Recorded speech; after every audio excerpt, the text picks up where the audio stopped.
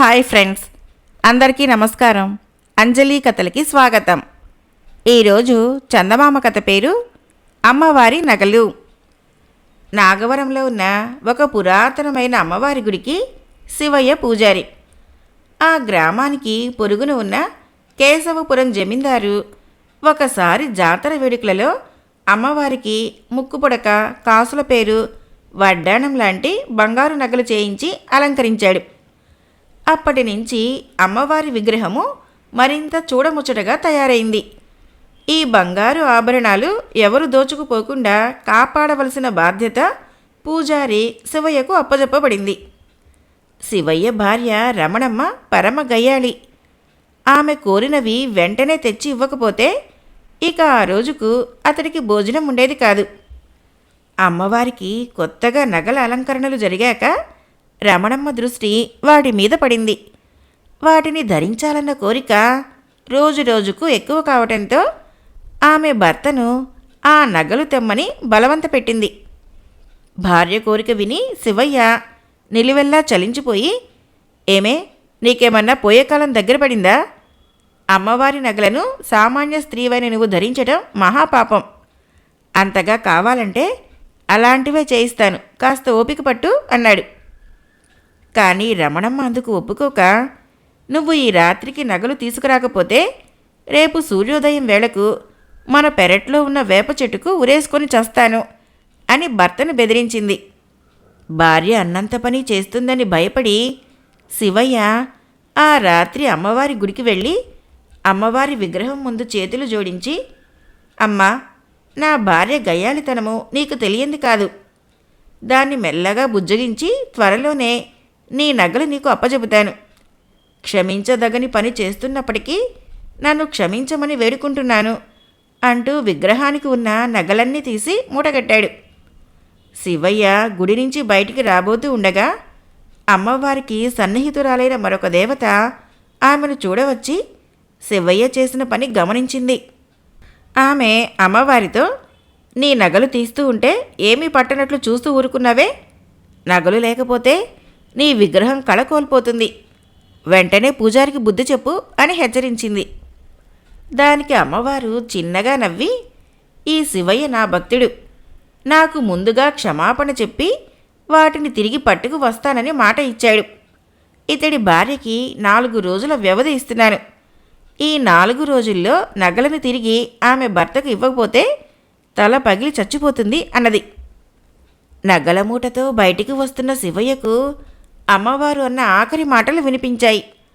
అతడు భయంతో వణుకుతూ అమ్మవారి విగ్రహం కేసి చూస్తూ నిలబడిపోయాడు. అయితే ఆ తర్వాత అతడికి ఎలాంటి మాటలు వినిపించలేదు. దానితో తాను భ్రమపడ్డాడేమోనన్న సంశయం కలిగింది శివయ్యకు. అతడు గుడికి భద్రంగా తాళం వేసి నగల మూటతో ఇంటికి వచ్చి వాటిని భార్యకిచ్చాడు. రమణమ్మ ఆనందపడిపోతూ అమ్మవారి నగలని అప్పటికప్పుడే ధరించింది. శివయ్య భార్య కేసు కోపంగా చూస్తూ తను అమ్మవారి గుడిలో విన్న మాటలు చెప్పాడు. ఆమె భర్త కేసు మరింత కోపంగా చూస్తూ, నీలో పిరికిపాలు ఎక్కువ. అమ్మవారి నగలు తీసుకుపోతున్నానన్న భయం కొద్దీ ఏవో మాటలు విన్నానని భ్రమపడ్డావు. నేను మాత్రం ఈ నగలు ఇచ్చేది లేదు అన్నది. నా భార్యను కాపాడే భారం నీదేనమ్మా అని శివయ్య అమ్మవారికి మనసులో మరొకసారి మొక్కుకున్నాడు. 3 రోజులు గడిచాయి. రమణమ్మ మాత్రం తన ఒంటి మీద నుంచి అమ్మవారి నగలు తీయలేదు. శివయ్యకు అమ్మవారి మాటల మీద గురి ఏర్పడి కంగారు పడిపోసాగాడు. ఆ రాత్రి రమణమ్మ నగలు తీయకుండానే నిద్రపోయింది. సరిగ్గా అర్ధరాత్రి వేళ శివయ్య ఇంట ఒక దొంగ ప్రవేశించాడు. వాడు బాగా నిద్రమత్తులో ఉన్న రమణమ్మ ఒంటి మీద నగలన్నీ బహు చాకచక్యంగా తస్కరించాడు. ఆ తర్వాత వాడు నగల మూటతో అమ్మవారి గుడికేసి వెళ్ళాడు. దొంగ ప్రయత్నం ఏమిటంటే అమ్మవారి నగలు కూడా దొంగిలించాలని. కానీ వాడు గుడి ముందుకు వెళ్ళేసరికి గుడి తాళము బద్దలు కొట్టబడి తలుపు బార్లా తెరిచి ఉన్నది. అది చూసి వాడు చాలా ఆశ్చర్యపడ్డాడు. తనకన్నా ముందే ఎవడో గుడిలోకి చొరబడ్డాడని గ్రహించి చేతిలో ఉన్న దుడ్డుకర్రని బలంగా గుప్పిట బిగించి గుడిలోకి వెళ్ళాడు. అయితే అంతకు ముందే గుడి తాళం బద్దలు కొట్టి లోనకి ప్రవేశించిన మరొక దొంగ అమ్మవారి విగ్రహానికి నగలు లేకపోవటం చూసి గతుక్కుమన్నాడు. వాడికి ఆ నగలను మరెవరో దోచుకుపోవటమో లేక రక్షణ కోసము పూజారి ఇంటికి తీసుకుపోవటమో జరిగి ఉంటుందన్న అనుమానం కలిగింది. వాడు నిరాశతో బయటికి వస్తున్నాడు. ఆ సమయంలో వాడికి నగల మూటతో లోపలికి వస్తున్న దొంగ కనబడ్డాడు. వెంటనే వాడు చేతిలో ఉన్న దుడ్డుకర్రను పైకెత్తి, ఒరే, నాకన్నా ముందే వచ్చి నగలు దోచుకొని మూట కట్టావన్నమాట అంటూ దొంగ తలపైన కొట్టాడు. ఇలా జరుగుతుందని ముందే ఊహించిన రెండో దొంగ అదే క్షణంలో గుడి తాళం బద్దలు కొట్టిన దొంగ తల మీద దుడ్డుకర్రతో ఒక్క బాదు బాదాడు. దాంతో ఇద్దరూ స్పృహ తప్పి కింద పడిపోయారు. తెల్లవారుజామున నిద్ర మెలకువ వచ్చిన రమణమ్మ ఒంటి మీద నగలు లేకపోవటం తెలుసుకొని ఒక్క కేక పెట్టి భర్తను నిద్రలేపింది. శివయ్య బెంబేలు పడిపోతూ అమ్మవారి గుడికి పరిగెత్తాడు. అక్కడ పక్కన నగల మూటతో ఇద్దరూ స్పృహ లేకుండా పడి ఉండటం చూసి సంగతి గ్రహించాడు. శివయ్య మూట విప్పి నగలు తీసి వాటిని అమ్మవారికి అలంకరిస్తూ ఉండగా అక్కడికి రమణమ్మ వచ్చింది. భార్యను చూసి శివయ్య, ఏమే, ఇప్పటికైనా అమ్మవారి మహత్యం అర్థమైందా? 4 రోజుల్లో నగలు తిరిగి ఇవ్వకపోతే నువ్వు తల పగిలి చస్తావని అమ్మవారన్నది. ఆ మాటలు నేను విన్నాను, కానీ నువ్వు అదంతా నా భ్రమ అని కొట్టిపారేశావు అన్నాడు. రమణమ్మ అమ్మవారి విగ్రహం ముందు సాష్టాంగపడుతూ, అమ్మా, నేను మూర్ఖురాలిని. నీ భక్తుడైన నా భర్త కారణంగా నా అపరాధం క్షమించి నా ప్రాణాలు నిలబెట్టావు. ఈ క్షణం నుంచి నేను నీ భక్తురాలనే అన్నది. తర్వాత ఊరు కాపలా వాళ్ళు వచ్చి అప్పుడే స్పృహ వస్తున్న దొంగలిద్దరినీ న్యాయాధికారి దగ్గరకు లాక్కుపోయారు. ఇది జరిగాక రమణమ్మ తన గయ్యాలితనం మాని భర్త చెప్పినట్లు వింటూ అతడితో పాటు అమ్మవారికి సేవలు చేయసాగింది. కథ అయిపోయింది. ఫ్రెండ్స్, మరొక కథ చెప్పుకుందాం. ఈ కథ పేరు దక్కిన సొమ్ము. పరంధామయ్య అనే ఒక సన్నకారు రైతు కూతురు వివాహం ఖర్చులకు గాను తనకున్న 2 ఎకరాల పొలము అమ్మి 10,000 రూపాయలు తెచ్చి ఇంట్లో దాచుకున్నాడు. అయితే అతడు డబ్బు దాచే సమయంలో దూరపు బంధువు ఒకడు అక్కడే ఉన్నాడు. కొద్దిసేపటి తర్వాత పరంధామయ్య ఏదో పని మీద బయటకు వెళ్ళాడు. ఆ సమయంలో అతడి భార్య పెరట్లో ఉన్నది. ఇది అవకాశంగా తీసుకొని ఆ బంధువు డబ్బు దొంగిలించి ఇంటికి వెళ్ళిపోయాడు. ఆ బంధువు పేరు శరభయ్య. అతడికి పెళ్లికి ఎదిగిన కూతురున్నది. కాబోయే అల్లుడికి కట్న కానుకలిచ్చే స్తోమత లేక సతమతమవుతున్నాడు. ఆ కుర్రవాడు అదే ఊళ్ళో ఉన్న సోమయ్య అనే అతని కొడుకు. ఆ సంబంధము స్థిరపరుచుకొని వద్దామని శరభయ్య అప్పటికప్పుడే సోమయ్య ఇంటికి బయలుదేరాడు. అలా బయలుదేరబోయే ముందు శరభయ్య తాను దొంగిలించి తెచ్చిన డబ్బును అటక మీద పాత సామాన్ల మధ్య దాచిపెట్టాడు. అయితే అతడి కొడుకు సుభద్రయ్య తండ్రి చిన్న సంచితో అటక ఎక్కడం గమనించాడు. తండ్రి బయటికి పోగానే వాడు అటక ఎక్కి డబ్బు సంచి తీసుకున్నాడు. వాడికి ఊళ్ళో తనలాగే అల్లరి చిల్లరగా తిరిగే 4-5 మిత్రులు ఉన్నారు.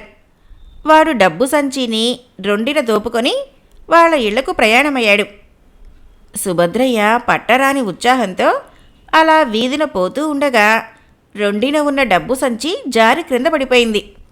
వాడదేం గమనించలేదు. కొంత సమయం గడిచాక ఆ దారిన బండిలో సరుకులు వేసుకుని వస్తున్న ఆ ఊరి షావుకారు బంగారు శెట్టి దాన్ని చూశాడు. ఆయన బండి దిగి సంచిని తీసుకొని బండిలో వేసి తిరిగి బండి ఎక్కాడు.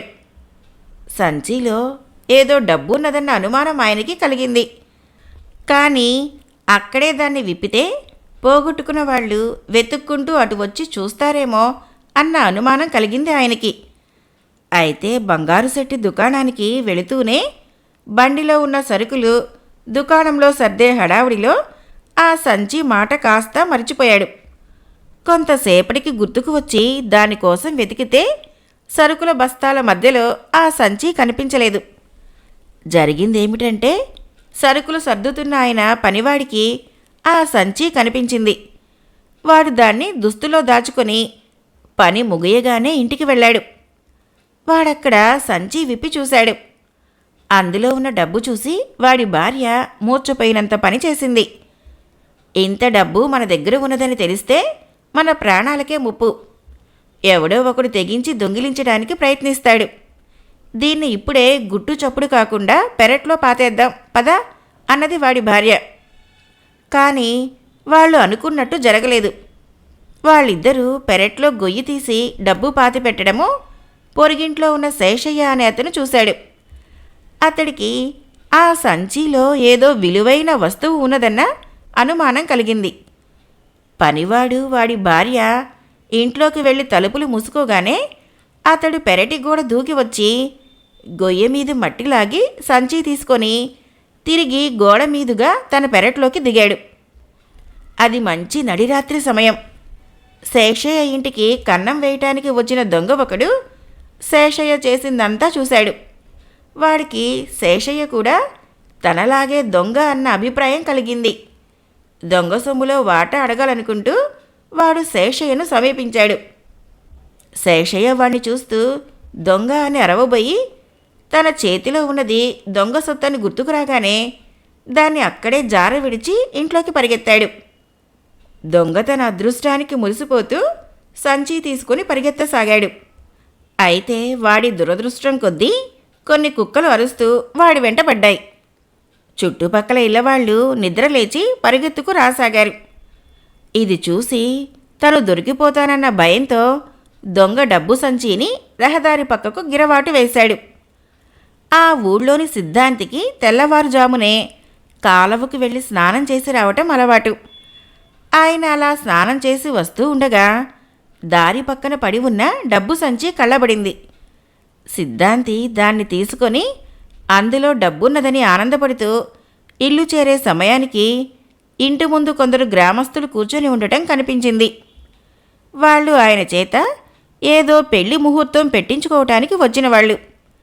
సిద్ధాంతి వాళ్ళని చూస్తూనే తుండుగుడ్డ చాటున డబ్బు సంచి దాచి ఇంట్లోకి వెళ్ళాడు. ఆయన దాన్ని ఉయ్యాల బల్ల మీద పెట్టి తన కోసం వచ్చిన వాళ్లతో మాట్లాడేటందుకు బయటికి వచ్చాడు. సిద్ధాంతి భార్య బట్టలు ఉతకటానికి నీలాటి రేవుకు వెళుతూ మరికొన్ని బట్టలతో పాటు భర్త ఉయ్యాల బల్ల మీద పెట్టిన తుండుగుడ్డను కూడా బిందెలో వేసుకున్నది. ఆమె తుండుగుడ్డలో చుట్టి ఉన్న డబ్బు సంచిని గమనించలేదు. సిద్ధాంతి భార్య నీలాటి రేవు చేరిన సమయంలో అక్కడ పరంధామయ్య భార్య బట్టలు ఉతుకుతూ ఉన్నది.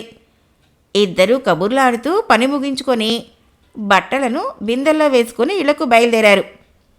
అయితే ఆ సమయంలో ఒక పొరపాటు జరిగిపోయింది.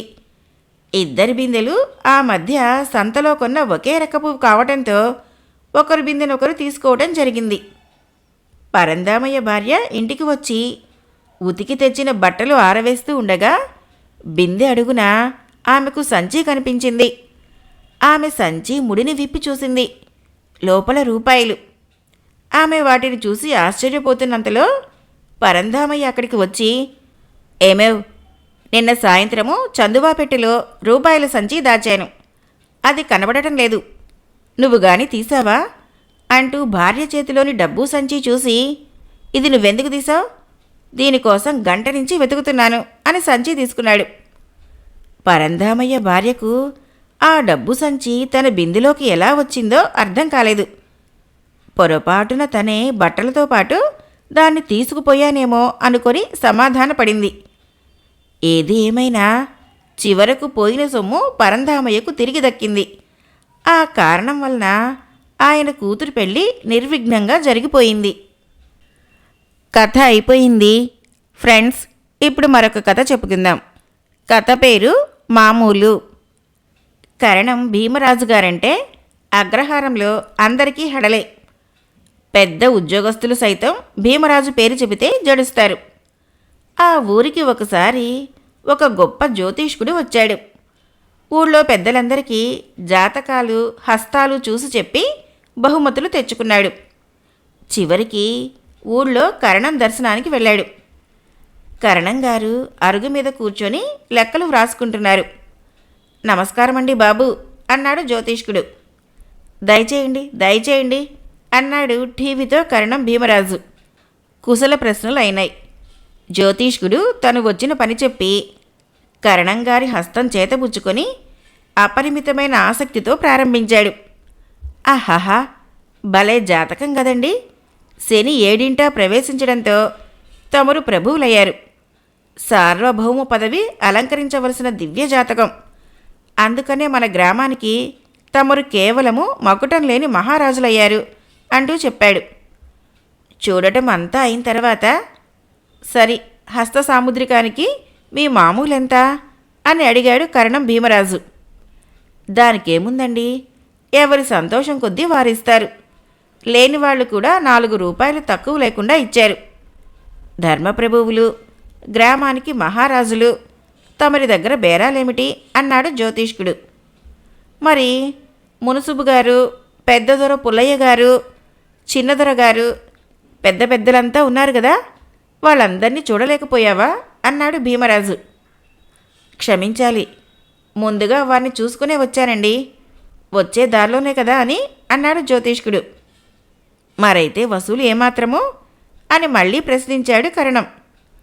అయ్యా, నెల 15 రోజుల నుంచి ఈ అగ్రహారం చుట్టుపక్కలే సంచరిస్తున్నాను. నిజానికి ఈ గ్రామాలన్నీ లక్ష్మీ నివాసాలే. అందులోనూ మన గ్రామంలో ఆదరణ మరీ ఎక్కువ. విద్యలు పోషించే మహాదాతలంతా ఇక్కడే ఉన్నారాయే అన్నాడు జ్యోతిష్కుడు. అదేనయ్యా, నీకు 10 రాళ్ళు దొరికినవి అంటే మాకదే సంతోషం.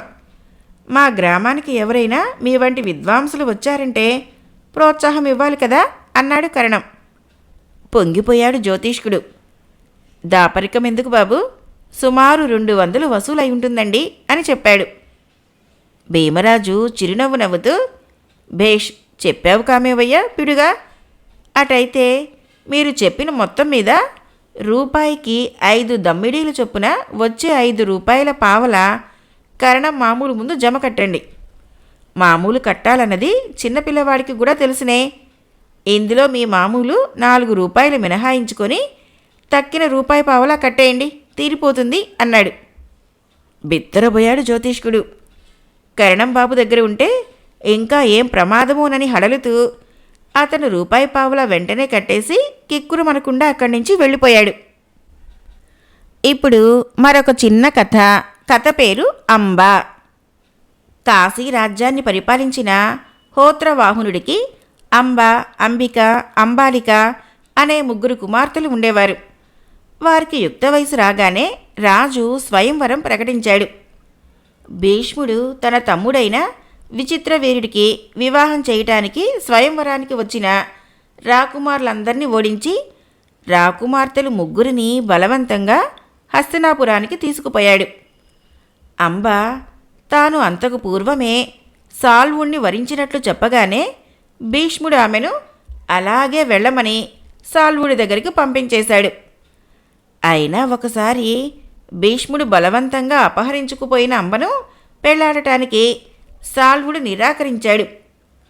అంబ విచారంతో భీష్ముడి వద్దకు తిరిగి వచ్చి విషయం తెలియజేసి తను వివాహం చేసుకోవాలని కోరింది. అందుకు భీష్ముడు అంగీకరించలేదు. ఆఖరికి అతడి గురువైన పరశురాముడు ఆజ్ఞాపించిన భీష్ముడు వివాహమాడనన్న తన ప్రతిజ్ఞకు భంగం కలిగించలేనన్నాడు. తన వివాహాన్ని చెడగొట్టిన భీష్ముడి మీద పగ తీర్చుకోవాలని అంబ శివుడి గురించి ఘోరమైన తపస్సు చేసింది. మరుజన్మలో ఆమె కోరిక నెరవేరే విధంగా శివుడు వరమిచ్చాడు. ఆ వరప్రభావంతో అంబ ద్రుపద రాజపుత్రిగా జన్మించి బాల్యం నుంచే రాజోచిత విద్యలు నేర్చింది. భారత యుద్ధానికి ముందు యక్షుణ్ణి ప్రార్థించి పురుష లక్షణాలను సంపాదించి శిఖండి అయింది. కురుక్షేత్రంలో జరిగిన భారత యుద్ధంలో అర్జునుడు భీష్ముడిని ఎదుర్కొన్నప్పుడు అర్జునుడి రథం మీద శిఖండి ఉండటం చూసి భీష్ముడు ఒక స్త్రీ మీద అస్త్రప్రయోగం చేయటమా అని అస్త్ర సన్యాసం చేశాడు. అదే అదునుగా తీసుకొని అర్జునుడు భీష్ముడిని పడగొట్టాడు. ఆ విధంగా అంబ పంతము నెరవేరింది. కథ అయిపోయింది. ఫ్రెండ్స్, నా కథలు నచ్చినట్లయితే మన ఛానల్ని తప్పకుండా సబ్స్క్రైబ్ చేయండి. లైక్ చేయండి, షేర్ చేయండి, కామెంట్ చేయండి. Thank you.